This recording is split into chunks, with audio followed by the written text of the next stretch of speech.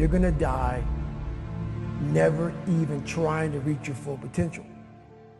This was the life that you were supposed to live, but you didn't try. Those of you who are listening to this, whoever hear this, you will not find toughness in a comfortable environment. You will not find it. The only way you find it is to drown yourself in a position where you're just out of sorts. We all have two people. And I'm not saying you're crazy. We have the easy voice, which is that 20% telling yourself that I'm easy at 90% of my full potential, maybe 100% at that 20%. That's that voice that we all love. That's that very comfortable voice, that's that mommy holding you saying it's going to be okay. Doesn't care how good you are, just loves you. Just loves you no matter how messed up you are in life. This other voice that we walk very far away from is a voice saying, hey man, you ain't doing shit. So we try to get this voice out of our head completely. And we live over here in this lane. So what you have to do first is turn up this voice over here. The voice saying things to you that aren't nice. That it's in our head saying, you know what man, dude, you're not doing shit. And it's not putting yourself down. People take this the wrong way in this new society. I'm not saying to put yourself down. I'm saying listen to the truth. And the truth isn't in the 20%.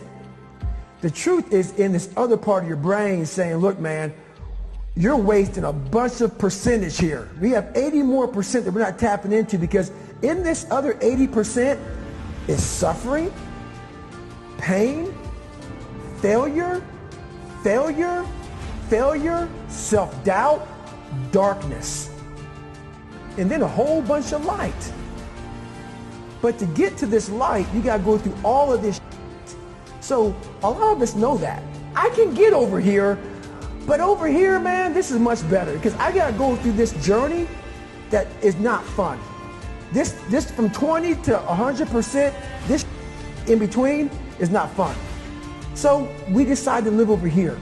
So everybody goes, how do you do that? You know exactly how to do that. You know exactly, it's not a magic trick. There's nothing I talk about in that book that's a magic trick. It's all back down to a very primitive mindset of we just have to do. It's like breathing. Breathing becomes normal. Like we didn't know that we're doing it. That's how you have to live your life. When that alarm clock goes off at 4 or 5 in the morning, your mind says no. You just say, this is what we do. It's what we do now. Because to get to where you want to go, the amount of pain involved, I'm not saying physical, I'm not saying you got to break yourself off. The amount of mental pain of how many times you're going to have to do something that you don't want to do to get to where you want to go is going to be, there's going to be more times you do something that you don't want to do than you are going to want to do. And that's your new norm. That's your new norm. So then it's like breathing. And then once you do this over and over and over again, it becomes like breathing. I don't want to live this lifestyle, but to get to the other side of this, I have to. So if you really want it, you realize what trying is and what trying is not.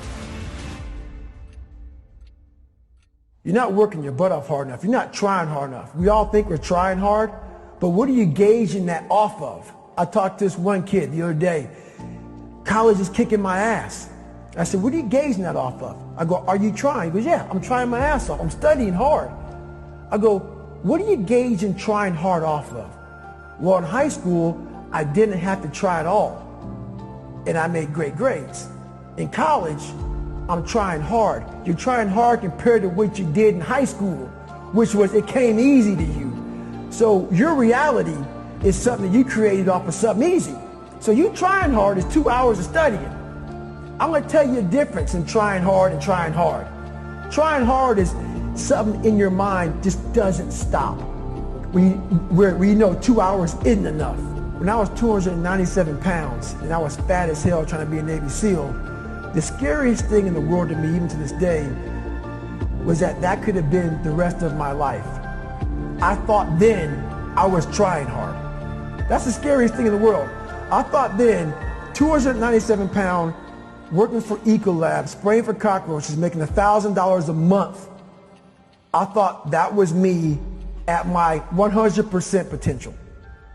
Come to find out, a few years later, I wasn't anywhere near that. 106 pounds less, graduated Navy SEAL training, went on to do all these other things. Looking back on that, that was me trying hard. That's why people gotta understand, what is in us, we have no idea until we start trying hard.